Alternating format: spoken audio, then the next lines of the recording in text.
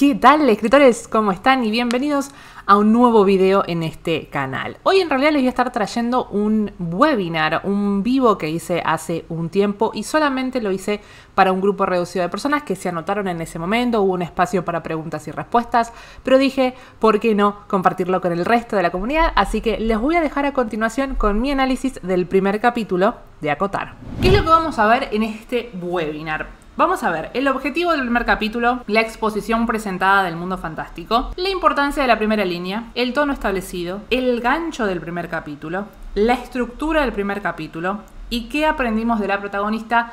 Y también hablamos un poquito de lo que es la descripción en primera persona. Y quería hablarles un poquito de esto, en realidad simplemente es mencionarles que es mi nuevo curso guía para el primer capítulo, aprender el paso a paso para derrotar esa página en blanco. Entonces vamos a empezar con el objetivo del primer capítulo. ¿Cuál es el objetivo? Esta es una pregunta que se debería hacer en cada uno de los capítulos, no solamente en el primer capítulo, pero vamos a ir de a poquito. Hoy acá estamos para analizar solamente ese primer capítulo, así que lo que vamos a hacer o vamos a tratar de hacer cuando escribimos nuestro primer capítulo es preguntarnos para qué, cuál es el objetivo. Pueden ser varias razones, ¿no? Puede ser para presentar al protagonista, para presentar el problema de la historia en general, para presentar un problema en particular, presentar al villano, todos esos elementos juntos, lo que fuera. Si vamos a nuestro ejemplo, que dijimos que vamos a estar analizando el primer capítulo de Una corte de rosas y espinas, ¿cuál es el objetivo? Presentar a Feyre, que es la protagonista de nuestra historia, y el problema que está atravesando, que es que esto lo que nos ayuda es a poder involucrarnos en la historia, poder empatizar con la situación que ella está teniendo, ¿sí? Porque problemas tenemos todos. ¿Qué es lo que aprendimos después de leer todo ese primer capítulo? Feyre es una joven de 19 años que vive en un pequeño pueblo, que caza animales para sustentar a la familia,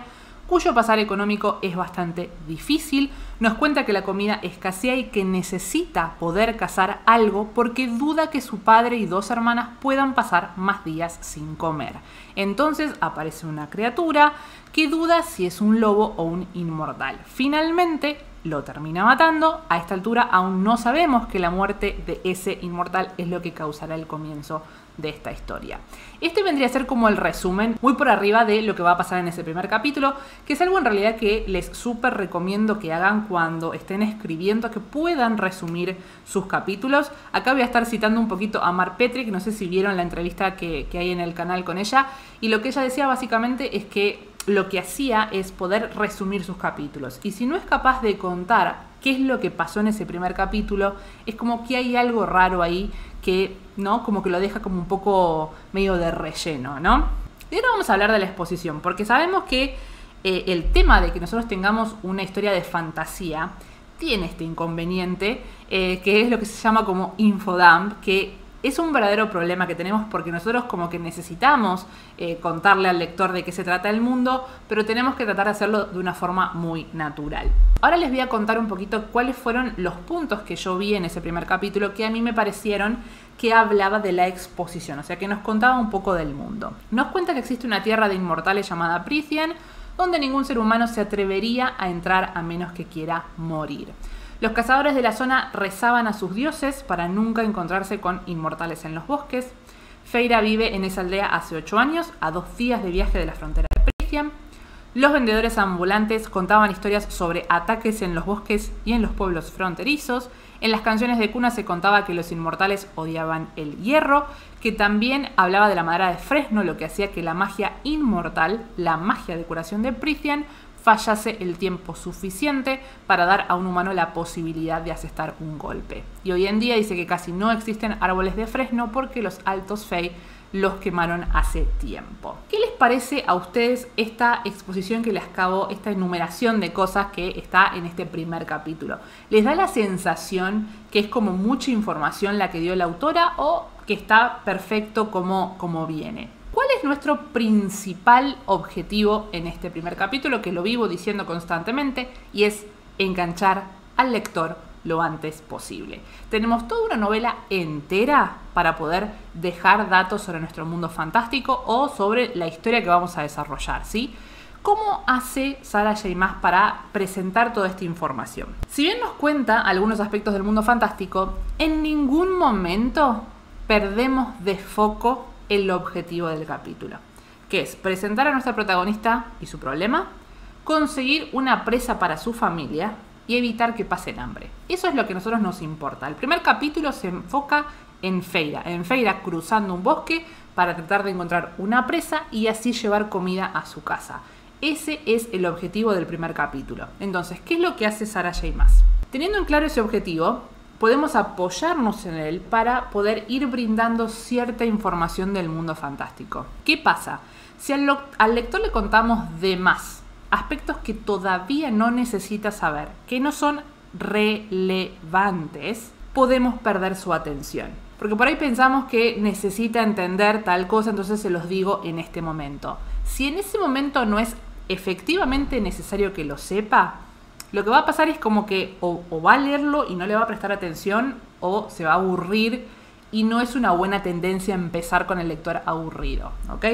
Existe una tierra de inmortales llamada Prisión donde ningún ser humano se atrevería a entrar a menos que quiera morir. Bueno, esta pieza de información la introduce después de contar que no había árboles con corteza que marcaran el paso de los ciervos. Y esto es importante porque estamos siguiendo a Feyre en el bosque buscando una presa.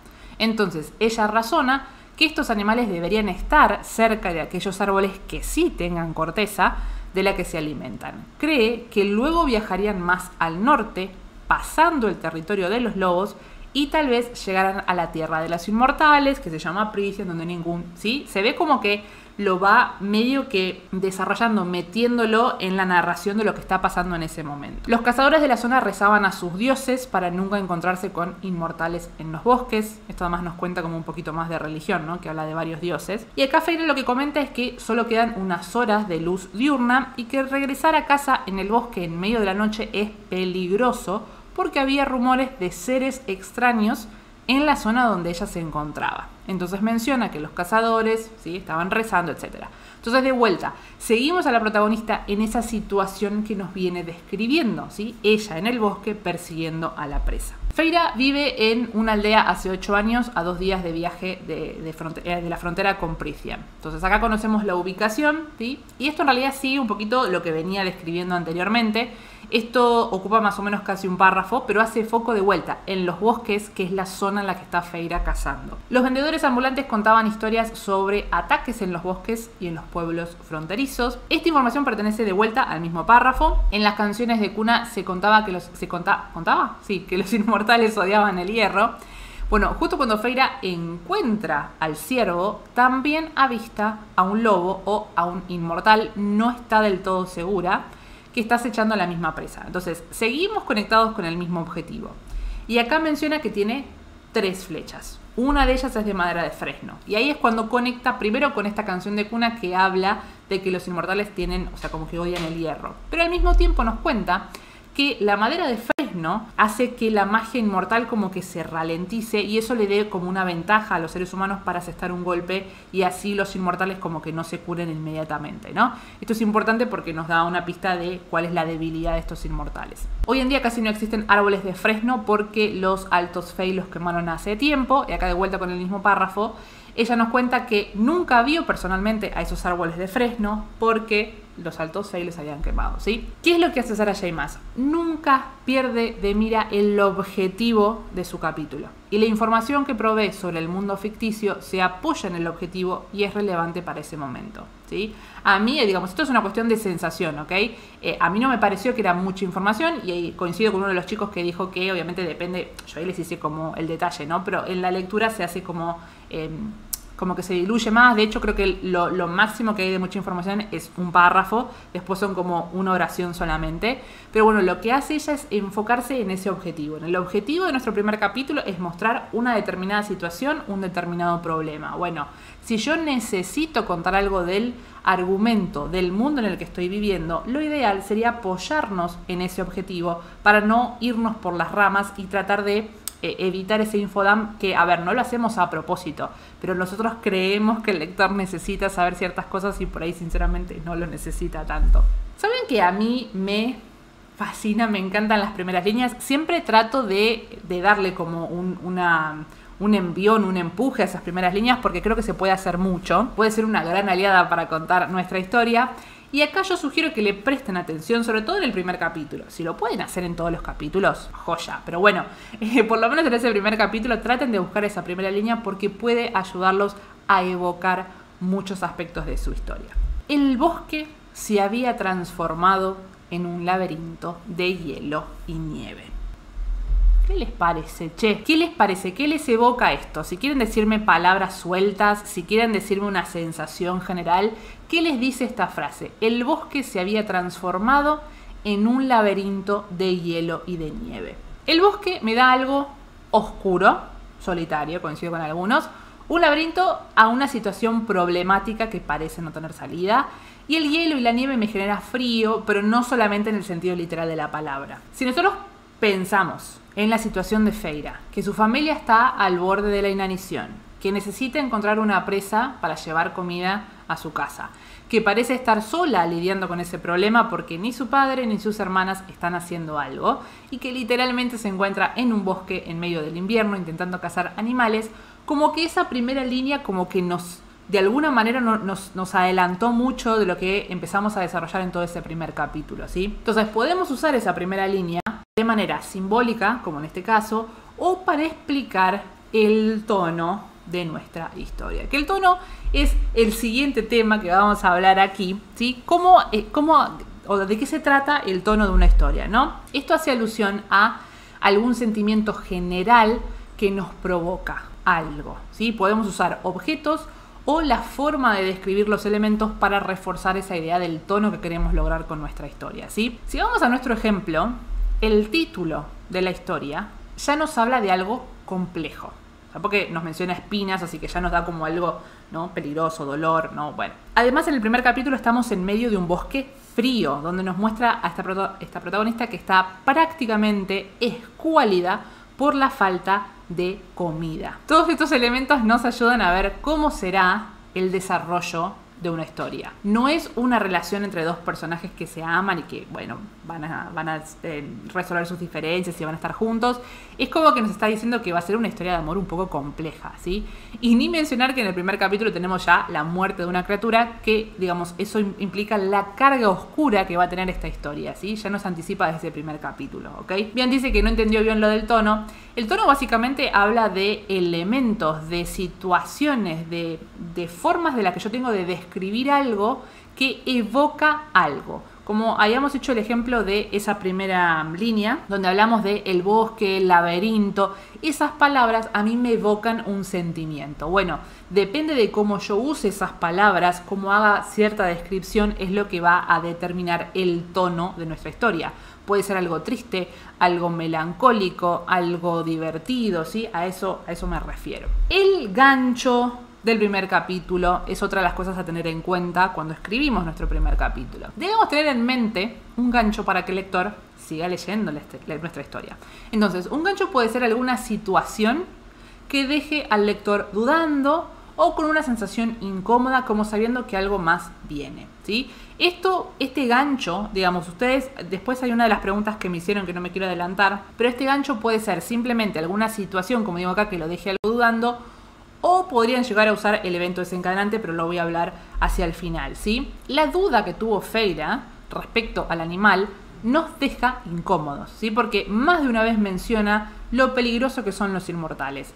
Y si bien finalmente medio que se quiere convencer y dice, no fue un inmortal, fue un lobo lo que maté, medio que nos queda un poquito con la duda. Y además la autora termina el capítulo con esa muerte. Y Feyre dice que le gustaría sentir remordimiento, pero lo desecha rápidamente. Entonces es como, ¿por qué se enfocó tanto en esa situación? ¿Qué significa ese lobo? ¿Era un inmortal o no era un inmortal, no? Y eso es lo que pasa con el gancho. Nos deja intranquilos, sobre todo porque, como digo, describía mucho esa situación con el lobo y nos preguntamos si hay algo más detrás de eso. Y esta cuestión la comprendemos recién en el capítulo 3 cuando aparece Tamlin, el alto Fae, ¿sí? Entonces, ¿cuál es el truco? ¿Cómo generamos este gancho? Yo los invito a que ustedes se pregunten qué elementos pueden usar para jugar con la curiosidad del lector hacia el final del capítulo, ¿sí? O una técnica que pueden usar, que yo la estuve implementando en mi nueva novela, La Hora Perfecta, es como dejar a medio camino el capítulo. Es como que, no sé, si ustedes iban a empezar el segundo capítulo con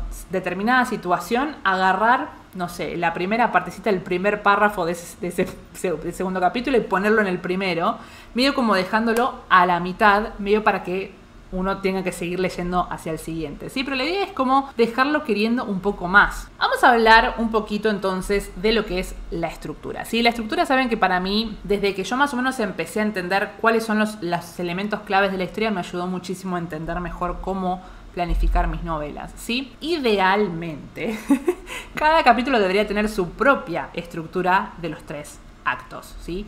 Dar una sensación como de que estamos contando una historia medio que se termina, que se cierra un poco el ciclo y que empezamos de vuelta en el segundo capítulo, ¿sí? Esa debería ser como un poco la sensación.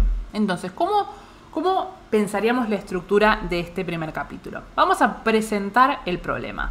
Feyre es una joven de 19 años que está buscando cazar un animal para llevarle comida a su familia que hace días que no come. Sin embargo, cuando encuentra una presa, otra criatura compite con ella. Ese es el problema que presentamos cuando empezamos todo este primer capítulo. ¿Cuál es el desarrollo de ese problema? Feyre decide atacar al supuesto lobo con una flecha especial hecha de madera de fresno porque en un momento duda si se trata de un inmortal.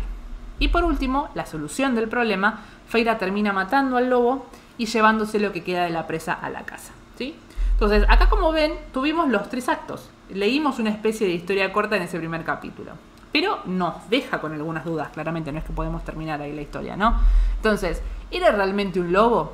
¿Qué pasaba si efectivamente era un inmortal? ¿Qué va a pasar con la familia de Faye? ¿Sí? Entonces es como que, ok, te cierro un poquito la historia porque lo que yo presenté en ese primer capítulo como que tiene cierto cierre, pero ese cierre me deja igual con algunas dudas. Y acá voy a citar a una de mis autoras favoritas, que es Victoria Schwab, porque me encanta esta metáfora, esta alusión que hizo con los episodios de una serie y que dice que los capítulos son como los episodios de una serie de televisión. Vieron que últimamente están haciendo como de 10, 8 capítulos las temporadas, y cada capítulo, si se dan cuenta, tienen como una especie de 3 actos y pasa algo en particular o se descubre algo en particular, ¿sí? La idea es eso, que se sientan como historias pequeñas para mantener al lector constantemente interesado, activo en la historia. Vamos a hablar de la protagonista del primer capítulo, ¿sí? Ustedes saben que yo cuando empecé a estudiar el proceso creativo y aprendí lo que se trataba o quién era el protagonista, qué significaba el protagonista para la historia, yo para mí cambié por completo mi forma de trabajar, porque sinceramente el protagonista es el corazón de una historia, es lo que permite al lector enfocarse en algo. Y este ejemplo lo dije siempre. No es lo mismo leer una historia de un desastre natural teniendo la mirada desde algo en general que siguiendo a un padre en ese mismo desastre natural buscando a un hijo, ¿sí? Porque acá, ¿qué pasa? Nosotros nos podemos enfocar en ese padre, podemos apoyar, querer que efectivamente pueda resolver ese problema. Encima hay riesgo asociado, porque si no encuentra a su hijo puede morir en ese desastre natural, ¿no? Entonces es como que nos involucramos mucho más en la historia cuando seguimos a alguien en particular. Entonces, ¿qué fue lo que nosotros aprendimos de esta protagonista solo de haber leído este primer capítulo? Que es buena cazando, que es valiente, porque a pesar de los rumores sobre esas criaturas extrañas en los bosques, se aventura igual, que le preocupa a su familia e intenta proveerles de comida, defiende lo suyo cuando la vemos enfrentarse al lobo por proteger a la presa que había encontrado, sufre consecuencias del hambre, siendo una persona delgada a quien casi se le ven las costillas. Todas las características que yo les acabo de mencionar las aprendimos en base al accionar del protagonista. No es que en algún momento dijimos Feyre es una persona valiente y ella se metió en el bosque y ella está flaca porque no come. No, en ningún momento le dije al lector esas cosas. Se las fui mostrando a medida que el protagonista iba haciendo ciertas cosas e iba describiendo lo que estaba haciendo en ese momento. La mejor manera de poder ayudar a que el lector comprenda y se acuerde, como que retenga la información, es mostrándosela, no diciéndosela. Hay algunas cosas que obviamente se le tienen que decir, pero tratemos siempre de mostrarle las cosas al lector. Hay una parte que ella se describe medio un poquito en primera persona, y la clave para mí está en asociarlo a algo que está pasando en ese momento. Y no caer un poquito en el cliché de pasé por el espejo y mi cabello y qué sé yo, para no caer en eso. ¿Cómo lo hace la autora? Feyre comenta que se arriesgó mucho en adentrarse tanto en el bosque porque antes había dicho que los ciervos como que no estaban por ahí, etcétera, ¿no? Pero como ella tenía que llevar la comida a la casa, como que se mete más en el bosque, en este terreno de los lobos. Y acá dice que ella preferiría pasar hambre antes que ser la presa de un lobo. Y acá es cuando menciona que no sería tan buena presa porque es flaca, se le ven las costillas, etc. ¿Qué es lo que hicimos acá? Nos apoyamos en lo que estábamos narrando en ese momento, ¿sí? ¿Qué es lo que ella estaba sintiendo en ese momento? ¿Qué es lo que está desarrollando? ¿Qué es lo que está haciendo? Nos apoyamos en lo que estamos describiendo en ese momento para decir cierta cosa, ¿sí? Pero tratemos de evitar la situación del espejo porque es algo que se repite mucho, ¿sí? ¿Qué fue lo que estuvimos viendo en todo este webinar? Ya llevamos como 36 minutos de estar en vivo. Primero, los capítulos deberían tener siempre un objetivo concreto, un porqué en tu historia. De lo contrario se van a sentir lentos y de relleno. Siempre pregúntense, ¿para qué necesito este capítulo? Al momento de hacer exposición sobre el mundo ficticio, usar la información relevante para ese momento en particular y que se relacione directamente con el protagonista. Evitar cualquier infodump que se pueda desarrollar con más tiempo a lo largo de la historia. El lector solo necesita seguir al protagonista y entender el alcance de su problema. Siempre que se pueda, usar esa primera línea para evocar aspectos generales de la novela o el tono, ¿sí? Como habíamos visto en el día de hoy. Nos podemos apoyar en elementos para usarlos como símbolos y así reflejar el tono general de nuestra historia. Tenemos que pensar en alguna situación que deje incómodo al lector y necesite dar vuelta a la página para resolverlo, ¿sí? Entonces acá hay que preguntarse, ¿cómo puedo enganchar al lector para el siguiente capítulo? ¿Qué frase, qué situación le tengo que dejar ahí medio picando para que diga, no, necesito dar vuelta, ¿sí? Y un capítulo es como un episodio de una serie, como una mini estructura de 3 actos. Hay que preguntarse, ¿cuál es el problema? ¿Cómo desarrollo ese problema? ¿Y cómo soluciono ese problema? ¿Ok? Y ahora quería hablarles un cachitito antes de pasar a las preguntas y respuestas de mi nuevo curso, ¿sí? La guía para el primer capítulo. Esto obviamente viene en base de muchas de las cosas que hemos venido haciendo. No sé si muchos de los que están acá, algunos sí ya no me acuerdo los nombres, han estado conmigo en los vivos de esos análisis de los primeros capítulos. Así que lo que hice fue juntar varias cositas cortitas al pie, detalladas de qué se trata estas partes teóricas para poder escribir el primer capítulo. Este curso básicamente tiene las herramientas básicas. Es algo concreto que van a tener pocas cositas para entender y algo para ejercitar. Porque lo que yo quiero que hagan con este curso es que escriban ese primer capítulo. Ese es el objetivo, ¿ok? Entonces, además tienen una guía de actividades que ahí tienen adicionalmente unas 15 maneras para empezar un primer capítulo. Son bastante divertidas y salimos un poco de... Creo que hay una que menciono para empezar con un sueño, pero lo hago de una manera interesante. ¿Qué es lo que ven en la lección 1? ¿Cuándo usar un prólogo? Y cómo combinarlo con el primer capítulo. En la lección 2, ¿cuál es la diferencia entre un capítulo y una escena? ¿Y cuántas palabras debería tener un primer capítulo? En la lección 3, ¿cómo estructurar el primer capítulo? En la lección 4, ¿cuáles son las 3 claves para crear el protagonista? Y en la lección 5 es cuando yo les ofrezco un Excel y también unas preguntas para que puedan desarrollar y así efectivamente poner en práctica todo lo que vieron en esas 4 lecciones, ¿ok? Y como saben, tenemos una nueva plataforma que me pone muy contenta, que si ustedes ingresan al link que yo ya les dejé, van a ver que si ustedes van a poner agregar al carrito, les va a aparecer esta pantalla que dice acceder, porque lo que tienen que hacer primero es registrarse como alumnos, ¿sí? Es decir, que ustedes van a completar su nombre, su DNI, su mail y tienen que decir en la parte de abajo que dice crear una cuenta nueva. Una vez que ustedes crean una cuenta nueva, ahí les va a aparecer para completar un par de registros del estudiante y ya cuando ustedes tienen creada esa cuenta, ahí sí pueden efectivamente comprar el curso, porque una vez que lo compran va a estar alojado en su cuenta de alumno. El valor para los que están acá en Argentina sale 2.500 pesos, para los que están fuera de la Argentina son $35. Yo uso Mercado Pago como pasarela de pagos acá en Argentina y PayPal para el resto del mundo. Si tienen alguna duda respecto al curso, bienvenido sea, me lo pueden hacer, o si tienen cualquier otra duda respecto a todo lo que estuvimos viendo ahora, es el momento de dejármela ahora en el chat. Así que vamos a empezar con la de Bianca, que Bianca está acá,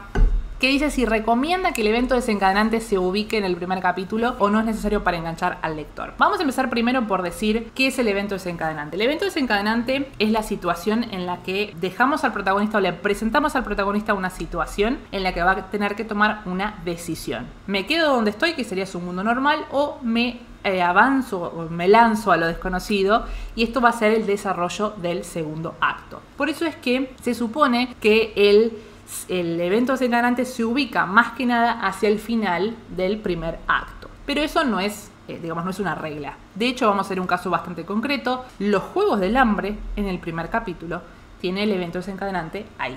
Entonces, ¿qué significa esto? Que el segundo acto va a ser más largo, nada más. Eso es todo lo que dice. O sea, que si ustedes quieren, en lugar de poner el gancho que habíamos estado hablando, que digamos alguna situación, algún problema en particular, en vez de usar ese gancho y quieren usar el evento desencadenante de su historia, adelante, ¿sí? Lo único que eso va a indicar es que van a tener un segundo acto un poco más largo. Nada más. Neya también me mandó 2 consultas. La primera, cuando el protagonista tiene un sueño en la historia, ¿cuál es el tipo de letra que debería tener?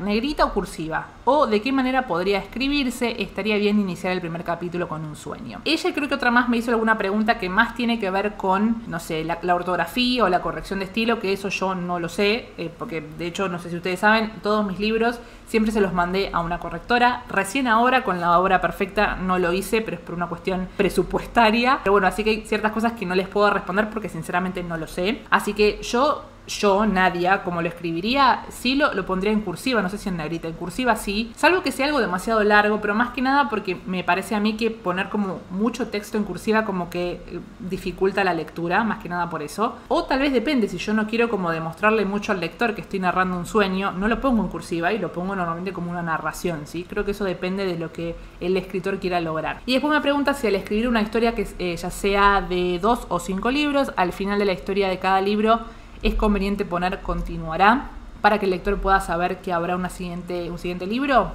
Lo que quieras. Si vos te gusta más que ella continuará, adelante. No es que haya una regla o no respecto a eso. Giovanni, creo que te vi acá, ¿no? Giovanni, tengo el inicio más o menos pensado, pero no sé cómo seguir. Tengo partes e ideas que van más adelante en la historia, pero tienen que pasar cosas entre medio y todavía no se me ocurre. Bueno, acá, Giovanni, la realidad es que yo no te puedo decir, no te puedo responder esta pregunta porque este es tu trabajo. Tu trabajo como escritor es decir, bueno, a ver, ¿qué tengo acá adelante? Quiero que pase esto, esto y esto. Estas son las escenas que más tengo ganas que sucedan. Bueno, a ver, ¿qué tiene que pasar entre acá y acá para poder llegar? ¿Sí? Para que sea algo coherente. Porque si de repente yo quiero que mi protagonista esté trabajando en un estudio jurídico y empieza, no sé, estudiando la carrera, bueno, evidentemente lo primero que tiene que hacer es estudiarla, calculo, o terminar, recibirse, o empezar a buscar trabajo. Bueno, ¿qué situaciones deberían pasar en el medio? Y obviamente el condimento especial es poder ponerle algunos obstáculos, que no sea tan fácil conseguir ese objetivo, ¿sí? Pero esto es ponerse a ver la historia y empezar a hacer como una especie de brainstorming para ver qué cosas deberían pasar en el medio. Belén, no sé si Belén estaba acá. ¿Es correcto usar mayúsculas en una oración cuando se trata de una alzada de voz o de enojo? De vuelta, esta es una pregunta más que nada con lo que tiene que ver con reglas de ortografía o de estilo. Yo lo que haría, por ejemplo, es, si yo estoy diciendo no o no lo hagas, digamos, algo cortito, sí por ahí lo pongo en mayúscula. Ahora, si es una frase entera, tipo, deja de correr, o no deja de correr, bueno, no es tan larga, pero deja de correr, vení acá, no sé, una cosa así, se me hace que queda como demasiado grosso, ¿no? Como muy brusco. Entonces, si es muy larga la frase, pondría los signos de admiración y cuando cierro el guión del diálogo digo, lo dijo gritando o no sé, lo dijo enojado, una cosa así, ¿ok? Cuando se corta un diálogo de repente por otro, debe ir guión con puntos, con guión o puntos suspensivos. De vuelta, esto es una cuestión más que nada de estilo. Yo creo que lo he hecho de las dos maneras, así que sinceramente acá no tengo una respuesta concreta. Bueno, chicos, gracias por estar acá, nos estaremos viendo muy pronto. Será hasta una próxima vez, escritores. Feliz escritura.